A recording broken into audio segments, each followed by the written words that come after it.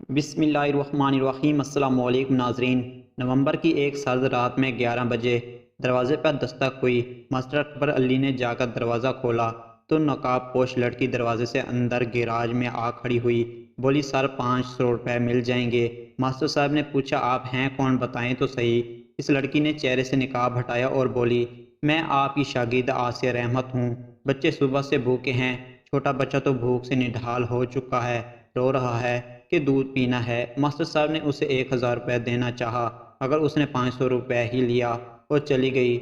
اڈے پر جا کر 1 کلو دودھ لیا، ہوٹل سے دال کی 1 پلیٹ اور 10 روٹیاں لے کر گھر آ گئی۔ آسیہ رحمت ایک ایسی لڑکی تھی جو صبح دوپہر اور شام میں سوٹ بدل کر پہنا کرتی تھی۔ سونے کا چمچ منہ میں لے کر پیدا ہوئی۔ باپ منڈی میں غلے کا تاجر تھا۔ شادی بھی چچا کے گھر پر پلا گھرانے میں ہوئی تھی۔ 10 سال گزر گئے مگر لاکھ کوشش تعویذ دم دوائیوں کے بعد بھی اولاد نہ ہو سکی۔ ایک رات آسیہ نے تہجد پڑھی اور دعا کی کہ یا اللہ میری قسمت میں لکھا رزق کم کر کے مجھے غربت دے دے، اس کے بدلے مجھے اولاد چاہیے۔ میں ہر صورت ماں بننا چاہتی ہوں، مجھے رزق اور مال و دولت کی حرص نہیں ہے۔ اگلی صبح خاوند کو دل کا دورہ پڑا اور دکان پر وفات پا گیا۔ سارا کاروبار 3 بھائیوں نے سمیٹ کر بیوہ کو یہ کہہ دیا کہ وہ مقروض تھا۔ آسیہ کی شادی اس کے ایک نکھٹو اور جواری دیور سے کر دی گئی۔ شادی کے بعد وہ نشہ بھی کرنے لگا۔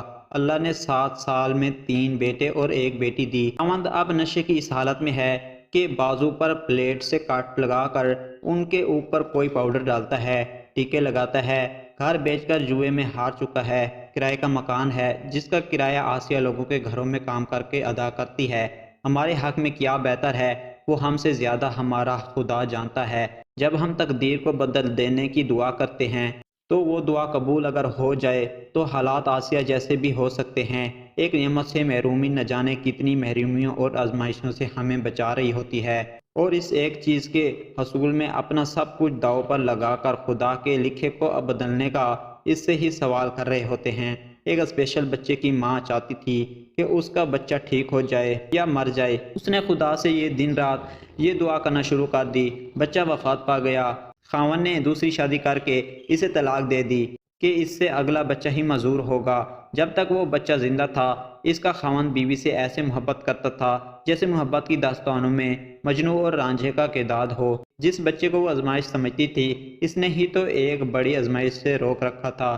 کبھی بھی آزمائش یا مشکل منہ سے نہ مانگیں۔ ایک خاص نعمت کے لیے میسر نعمتوں کی چھن جانے کی دعا نہ کریں۔